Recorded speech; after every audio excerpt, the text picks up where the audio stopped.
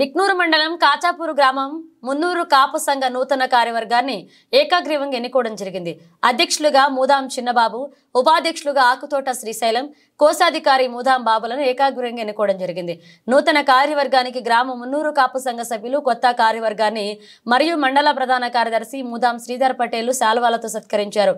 ఈ సందర్భంగా అధ్యక్షుడు బాబు మాట్లాడుతూ తనపై నమ్మకంతో ఎన్నుకున్నందుకు అందరికీ కృతజ్ఞతలు తెలుపుతూ మరియు కులాభివృద్ధికి నా వంతుగా ఎల్లవేళలా కృషి చేస్తానని తెలపడం జరిగింది. ఈ కార్యక్రమంలో మండల ప్రధాన కార్యదర్శి మూదాం శ్రీధర్ పటేల్, మున్నూరు కాపు పెద్దలు, యువకులు పాల్గొన్నారు.